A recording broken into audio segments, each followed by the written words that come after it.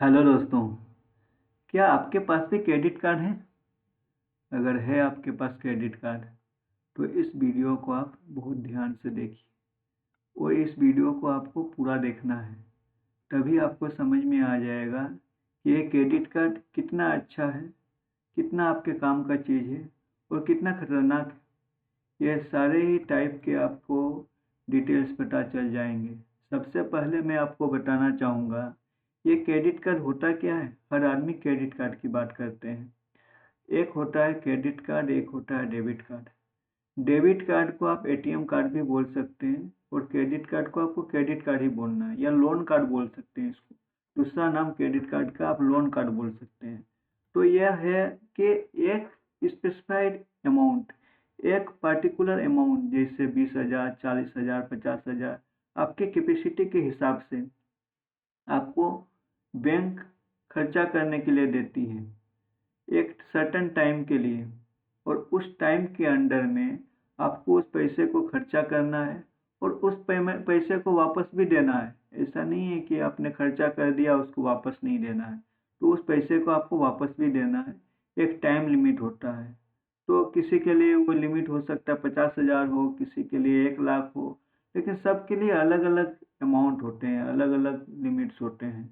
तो अगर आपने शुरुआत ही किया है अभी, तो हो सकता है आपको 20-30 हज़ार रुपये मिले। आपको वो अमाउंट, उसको क्रेडिट लिमिट बोलते हैं, कि इतना पैसा आप 30 डेज में यूज कीजिए। उसके बाद आप उस पैसे को वापस जमा कीजिए। जमा करने के बाद आप जब ऐसा ही करते रहेंगे महीनों सालों तक, तो आपका जो सिविल स्कोर है, जो आपका क्रेडिट स्कोर है, वो आपका बढ़ेगा। तो जब वो क्रेडिट स्कोर बढ़ेगा तो बैंक वाले को, एनबीएफसी वाले को ये पता चल जाएगा कि इस इंसान के पास क्रेडिट देने के लिए, मतलब कोई लोन लेने से ये आदमी रिपे करेगा। तो हो सकता है 20,000 का जो आपका क्रेडिट लिमिट था, वो 1 साल बाद खुद बैंक फ़ोन करके आपको बोलेगी कि आपका मैं क्रेडिट लिमिट बढ़ा रहा हूँ, 50,000 रुपये कर रहा हूँ। आप बोलेंगे हाँ मुझे बढ़ा दीजिए, तो बढ़ा देंगे। अगर आपका 20,000 में काम चल रहा है तो 20,000 में ही रहने दीजिए। लेकिन मैं आपको एक काम की बात बता रहा हूँ, अगर आप शुरुआत में हैं और आपका क्रेडिट लिमिट कम है, तो उस केस में अगर आप वो आपका बढ़ा रहे हैं तो बढ़ा लीजिएगा। क्यों? इसका मैं आपको क्यों बढ़ाना चाहिए वो मैं आपको बता रहा हूँ। क्या होता है कि एक सर्टेन लिमिट होता है। अगर आपके पास 1 लाख रुपये है, total credit line, total credit amount आपके पास 1 लाख रुपये है, तो आपको मैक्सिमम 30-40% तक ही यूज करना चाहिए। अगर आप पूरा का पूरा यूज कर लेते हैं तो आपका क्रेडिट स्कोर, आपका जो सिविल स्कोर है वो कम हो जाएगा।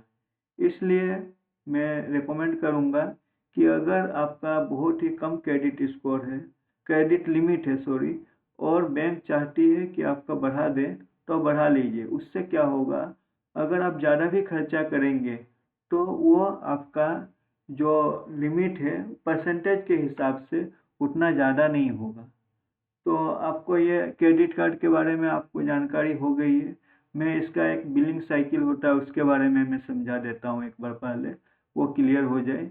तो मान लीजिए मेरे पास एक क्रेडिट कार्ड है एसबीआई बैंक का, चाहे वो कुछ भी नाम हो सकता है, पल्स हो सकता है, सेब कार्ड हो सकता है, कुछ भी हो, आम नाम कुछ भी हो। लेकिन मैं आपको पहले इसका ये समझाता हूँ। मेरे पास एक क्रेडिट कार्ड है, तो उसका मैं से आज 22 अक्टूबर से 21 नवंबर तक एक टाइम होगा, जिसको हम लोग ग्रेस पीरियड बोलते हैं या बिलिंग साइकिल बोलते हैं। इस टाइम में जो भी मैं खर्चा करूंगा, वो खर्चे का बिल अगले 22 तारीख को क्रिएट होगा और उसको मुझे उसके 15 दिन बाद देना पड़ेगा। मतलब उसका जो पे पेमेंट मुझे करना पड़ेगा 6 या 7 दिसंबर को करना है। मतलब आज से लेके अगले 45 दिनों तक उस पैसे में मुझे कोई लोन सॉरी इंटरेस्ट नहीं देना है, कोई चार्जेस नहीं भरना है। ये होता है मेन क्रेडिट कार्ड का फंक्शन। तो ये इससे आपको लग रहा होगा कि ऐसा अगर करेगा तो फिर वो क्या करेगा, वो कैसे कमाएगा, बैंक वाले कैसे कमाएंगे अगर ऐसा करता है। बिना पैसे का, बिना इंटरेस्ट का वो आपको दे रहा है, तो कैसे कमाएगा कैसे? तो उसका भी मैं आगे आपको बता रहा हूँ कैसे कमाएगा। यह क्रेडिट कार्ड क्या होता है इसके बारे में तो मैं आपको बता ही दिया, आप समझ ही गए होंगे कि बिल पेमेंट भी करना हो, कोई ट्रैवल बुकिंग करना हो, कोई फ्लाइट टिकट करना हो, ये सारे काम में काम आता है ये। और एक पीरियड तक आपको कोई भी पैसा, कोई भी इंटरेस्ट नहीं देना पड़ता है, ये आपको क्लियर हो गया है। अब देखते हैं कि ये पैसे कैसे कमाते हैं, इसके बारे में आ गया जो मैं पूछ रहा था आप लोगों से कि ये जो बैंक वाले हैं फोन कर करके बोलते हैं भाई क्रेडिट कार्ड ले लो, क्रेडिट कार्ड ले लो। लेकिन आप सोचते होंगे ना कि ये क्रेडिट कार्ड अगर फ्री में ही लोन देना है तो फिर क्रेडिट कार्ड क्यों देना है? लेकिन इसका बहुत ही ज़्यादा पैसे कमाए होते हैं इन लोगों का। इनके लिए ये एक बहुत ही बटर है मान लीजिए, तो क्रेडिट कार्ड सबसे ज़्यादा आप कोई भी अगर बैंक का आप वो देखेंगे, इनकम स्टेटमेंट चेक करेंगे तो हो सकता है आपको पता चले। अगर आप जानते हैं कैसे इनकम स्टेटमेंट चेक करते हैं तो आप इनकम स्टेटमेंट चेक करके देखिएगा तो आपको पता चलेगा कि क्रेडिट कार्ड का इनकम कैसे होता है। बहुत आसान से आपको पता चल जाएगा। सबसे बड़ा जो इनकम है इनका इंटरेस्ट रेट, इंटरेस्ट जो रेट है इनका इनका इंटरेस्ट रेट होता है 3.75% पर मंथ। और ये अगर कंपाउंडिंग आप लोग करते हैं, अगर आप लोग 1 साल तक नहीं देते हैं और 3.75 के हिसाब से करते हैं तो ये आपका कंपाउंड होके 55% तक हो जाता है। 55% तक आपको इंटरेस्ट लग जाएंगे अगर आपने नहीं दिया। मैं एक एग्जांपल से बता देता हूँ, अगर आज आपका 10,000 रुपये उधारी है किसी क्रेडिट कार्ड में और आप ये पैसे अगर अगला 1 साल तक नहीं देते हैं तो आज ही के दिन अगले साल आपको 32,000 रुपये भरने पड़ेंगे। 22,000 रुपये आपको एक्स्ट्रा देने पड़ेंगे 10,000 के ऊपर में। आप समझ लीजिए अब किस तरह से कंपाउंडिंग हो रही है, किस तरह का कैलकुलेशन हो रहा है, क्या हो रहा है। क्योंकि कैलकुलेशन में जाऊंगा अभी तो बहुत टाइम लग जाएगा, आप लोगों को भी समझ में नहीं आएगा, तो मैं आपको बस रफ एग्जांपल बता दिया। उसके बाद क्या होता है, अगर आज तक मुझे किसी भी पेमेंट करना था, कोई पेमेंट था जो आज ड्यू डेट था और अगर मैं आज पेमेंट नहीं कर पाया तो आज के बाद कल से मुझे उस पर लेट फाइन देना पड़ेगा। अगले महीने का जो स्टेटमेंट आएगा उसमें लेट फाइन जुड़ के आएगा। तो लेट फाइन के ऊपर भी फिर जीएसटी भी लगना है, 18% जीएसटी है। और अगर कल तक मैं नहीं दे पा रहा हूँ तो फिर उसमें इंटरेस्ट रेट भी लगेंगे, इंटरेस्ट रेट लगेंगे, लेट फाइन लगेगा, सब कुछ लगेगा। इस तरह से बैंक कमा रहे हैं पैसे। उसके बाद जो भी क्रेडिट कार्ड होते हैं उनका ज्वाइनिंग फी होता है कुछ 500,000 रुपये से लेके लाखों रुपये तक का क्रेडिट कार्ड होते हैं। आप जानते नहीं होंगे या जानते होंगे, ऐसे ऐसे क्रेडिट कार्ड है जिनका जो ज्वाइनिंग फी है 5 लाख होगा, 10 लाख होगा। ये कॉरपोरेट कार्ड्स होते हैं, उनका ज्वाइनिंग फी इतना होता है और एनुअल फी भी होता होगा। लेकिन उसके जो रिवार्ड्स होते हैं, उसके जो बेनिफिट्स होते हैं वो उनसे कहीं ज़्यादा होता है। तो ये है पैसे कमाने के लिए बैंक के लिए। दूसरा तीसरा मान लीजिए आप ये जो हम लोग एटीएम कार्ड की तरह क्रेडिट कार्ड को यूज कर देते हैं, यह भी उनको लिए बहुत ही बड़ा बात हो जाता है कि पहले ही दिन से उनको उस पर इंटरेस्ट मिलने लगता है। यह हो जाता है 3-4 टाइप से ही पैसे कमाते हैं, लेकिन खूब कमाते हैं पैसे, पैसे की कोई कमी नहीं है, इतना पैसे कमाते हैं ये लोग। और उसके बाद आपको इंटरेस्ट रेट जो है कैसे कैसे लगता है क्या है इसके बारे में आपको बता रहा हूँ। देखिए लोग अक्सर पूछते हैं कि यह सच है क्या कि 55% तक आपको इंटरेस्ट देना पड़ता है क्रेडिट कार्ड में। लेकिन मैं बता दूं ये सच है, ये सच है। इसमें 55% तक का इंटरेस्ट देना पड़ता है क्योंकि 3% 4% मंथली हो जाते हैं।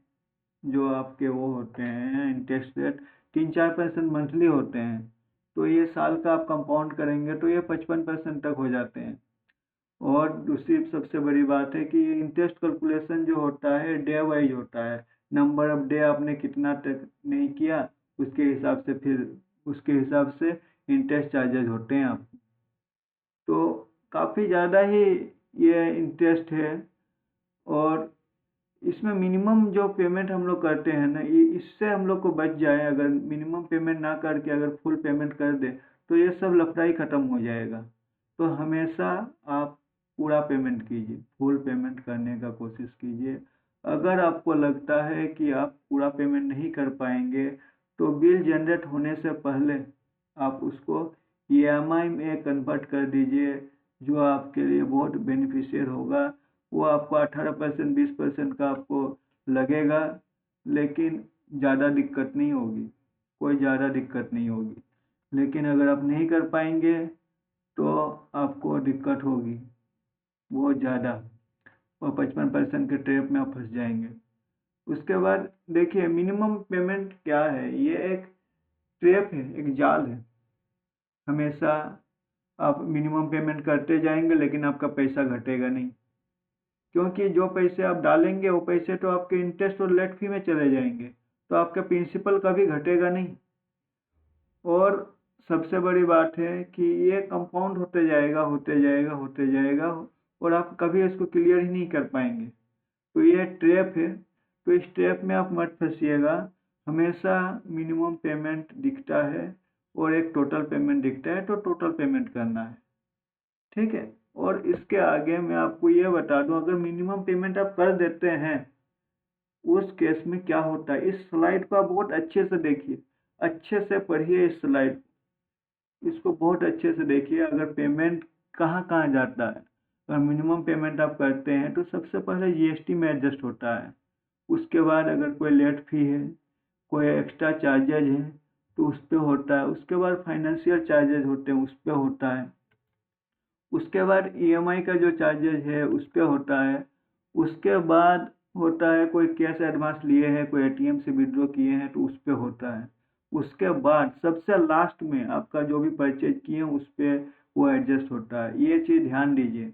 देखिए सबसे लास्ट में आपके प्रिंसिपल पे जाता है, जो काफ़ी दूर है, बहुत दूर है, ये सबसे लास्ट में है ये। तो उस पर आप ध्यान दीजिए कि सबसे लास्ट में होगा, पहले जीएसटी एडजस्ट होगा कि फी चार्जेज एडजस्ट होगा, फिर फाइनेंशियल कोई चार्जेज है वो एडजस्ट होगा। उसके बाद ये जानकारी आपको मिलेगी नहीं कहीं भी, ये कोई आपको बताएगा नहीं। ये सब आपको जो आपका जो टर्म्स एंड कंडीशन लिखा रहता है ना, उसमें आपको पढ़ना पड़ेगा, फिर आपको ये समझ में आएगा। लेकिन उसको इतना पढ़ेगा कौन, कोई पढ़ता नहीं है, ये दिक्कत है। अब मैं आपको बता रहा हूँ क्या क्या चार्जेज है इसका, जो भी क्रेडिट कार्ड के होते हैं क्या क्या चार्जेज होते हैं। तो देखिए सबसे बड़ा चार्ज होता है कैश विड्रॉ चार्ज। अगर कोई एटीएम से आपने पैसा निकाला तो एटीएम से पैसा निकालने के केस में तुरंत ही, मतलब जिससे आपने पैसा निकाला, आपको 2.5% का विड्रॉ चार्ज लग जाता है, तुरंत लग जाता है। तो इसमें क्या होता है कि वो चार्ज तो पहले लग ही गया, उसके बाद तुरंत इंटरेस्ट चार्जेज भी जो है 3.75 या 3% जो भी है, वो भी उसी टाइम से स्टार्ट हो जाता है, ना कि वो कोई लेट होता है, तुरंत स्टार्ट हो जाता है, उसी टाइम से लगना चालू हो जाता है। तो ये दोनों चार्जेज लग जाएंगे। उसके बाद जो भी अगर आप इसमें फेल हो जाते हैं तो फिर आप पे उस पर लेट फाइन भी लग जाएंगे, अगर आप पेमेंट नहीं कर पाते हैं तो हमेशा अवॉइड कीजिए कि कभी भी किसी भी सिचुएशन में क्रेडिट कार्ड से कैश विड्रॉ कभी नहीं करना है। बहुत क्रिटिकल सिचुएशन हो, डू और डाई हो, कहीं कुछ नहीं हो रहा है तो आप ये काम कर सकते हैं। अदरवाइज कभी भी क्रेडिट कार्ड से आप ये काम मत कीजिए, अदरवाइज आप फंस जाएंगे, बुरी तरह फंसेंगे, बहुत ज़्यादा आपको भरना पड़ेगा। उसके बाद देखिए जो एक्स्ट्रा चार्जेज होते हैं, जैसे सरचार्ज होते हैं, कुछ कुछ क्रेडिट कार्ड होते हैं, जैसे कोई रेंट पे करना है उसके लिए हमने कोई क्रेडिट कार्ड यूज कर दिया तो उसमें 1% चार्जेज देना पड़ जाता है। कोई जैसे हो गया प्रोसेसिंग फी हो गया, कोई बड़ा ट्रांजैक्शन था उसको ईएमआई में कन्वर्ट करने के लिए कुछ चार्जेस लग गया, वो हो गया। उसके बाद और भी अलग अलग टाइप के चार्जेज होते हैं, वो लगते हैं। कुछ प्रीमियम कार्ड होते हैं जिसमें फॉरेक्स चार्ज भी लगते हैं अगर विदेश में जाके कुछ खर्चा करते हैं तो। इस टाइप के चार्जेस यूज होते हैं ज़्यादातर क्रेडिट कार्ड में। आपको ये भी पता चल गया कि क्रेडिट कार्ड पैसे कैसे कमाते हैं और क्या क्या चार्जेस लगते हैं। अभी सबसे आगे हम लोग देखते हैं कि ये जो कैशबैक और रिवार्ड्स का जो हम लोग का एक लॉलीपॉप जो मिलता है, क्या ये जो मिलता है जितना कैशबैक और रिवार्ड्स, ऐसा तो नहीं होता कि उससे ज़्यादा हम लोग को वहाँ पे इंटरेस्ट और लेट पेमेंट देना पड़ता है? हो सकता है ऐसा हो, क्योंकि अगर आप टाइम से पैसे नहीं दे रहे हैं तो आपको देना पड़ेगा इंटरेस्ट और लेट फी, उसके ऊपर जीएसटी।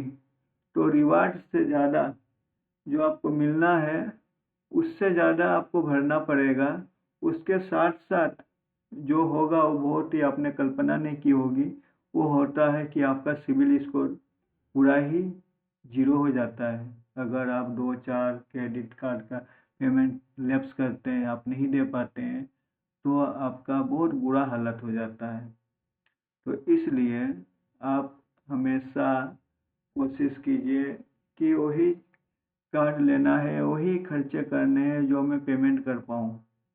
ऐसा नहीं है कि मैं कुछ भी ले लूँ, क्रेडिट कार्ड में कैशबैक मिलेगा, रिवार्ड्स मिलेगा, ये सब मिलेंगे। मैं जानता हूँ और मैं मानता भी हूँ, मैंने यूज भी किया है। क्रेडिट कार्ड से बहुत फ़ायदे होते हैं, जैसे कोई शॉपिंग का लिए जो भी करते हैं डिस्काउंट बहुत ज़्यादा रहता है। सारे ही जैसे अमेजन हो गया, फ्लिपकार्ट, नायका, मिंत्रा, ये सब जानते हैं कि ये क्रेडिट कार्ड का ट्रैप किस तरह से लॉलीपॉप दिया जाए और किस तरह से लोग फंसेंगे। अभी हाल ही फिलहाल में जो अभी सेल ख़त्म हुआ है, 60 से 70% लोग आईफोन खरीदे होंगे तो ईएमआई से खरीदे होंगे। लेकिन उन लोगों के लिए भी मैं बता दूं, अभी सारे ही जो भी सेलर्स हैं उन्होंने आरबीआई को रिक्वेस्ट किया है कि लोग ईएमआई में मोबाइल खरीदते हैं, टीवी खरीदते हैं, लैपटॉप खरीदते हैं, लेकिन उन लोग ईएमआई भरते नहीं हैं। इस केस में वो रिमोटली उसको लॉक कर पाए। इसके लिए आरबीआई को अर्जी दे दिए हैं कि हम लोग ये चाहते हैं कि जो भी ईएमआई ना भरे उसका मोबाइल बंद हो जाए, उसको मैं लॉक कर पाऊँ।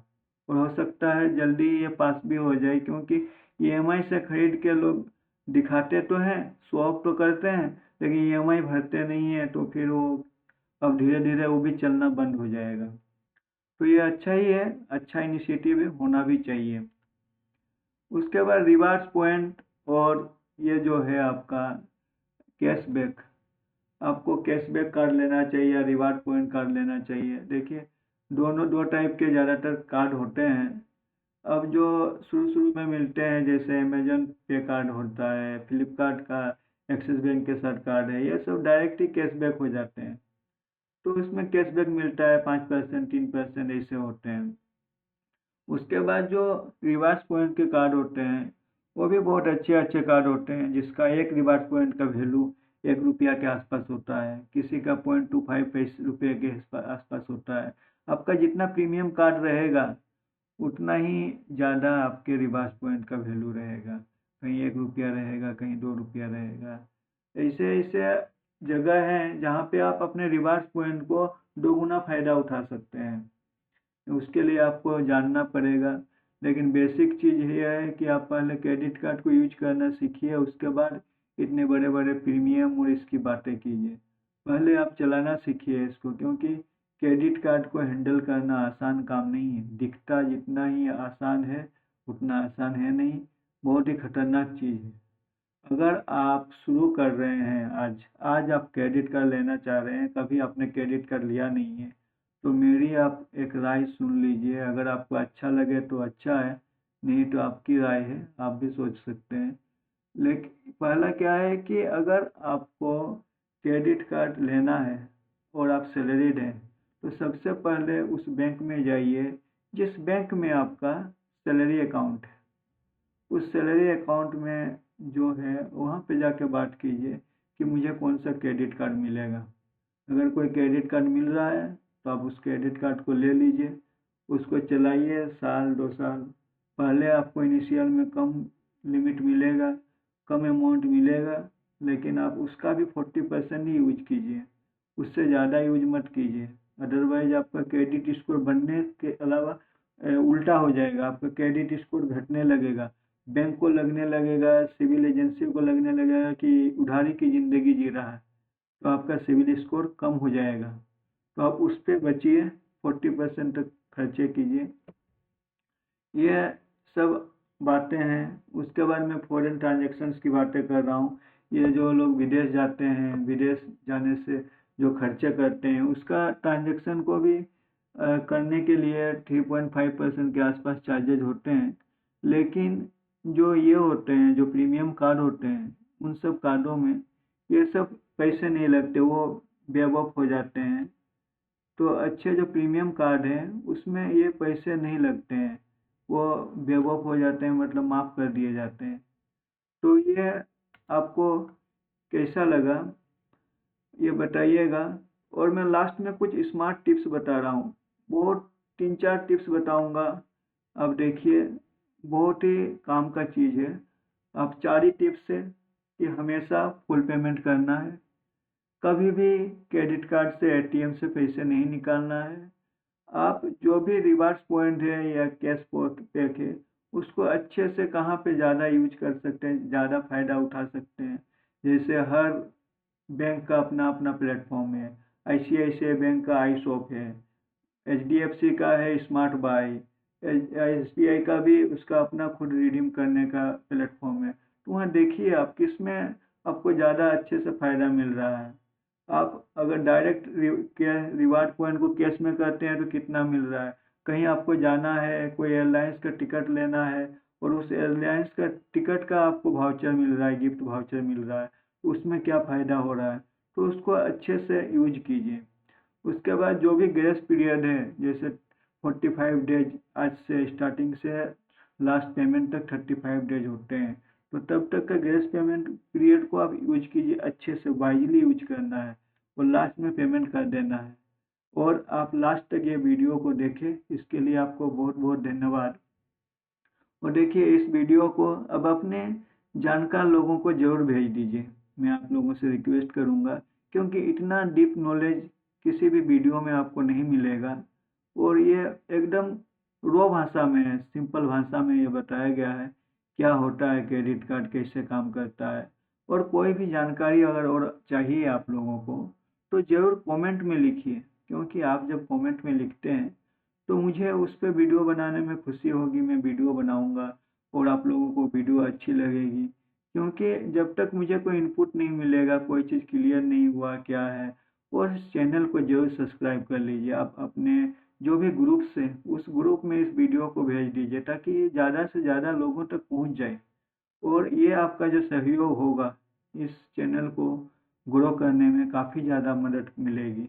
इसके लिए मैं आपको रिक्वेस्ट कर रहा हूँ कि आप इस वीडियो को अपने जो भी फैमिली ग्रुप से उसमें डाल दीजिए, जिसको क्रेडिट कार्ड के बारे में कुछ भी नहीं मालूम, लेकिन क्रेडिट कार्ड के पीछे पागल हुए फिरे हैं, उसके लिए ये बहुत इन्फॉर्मेटिव जानकारी है।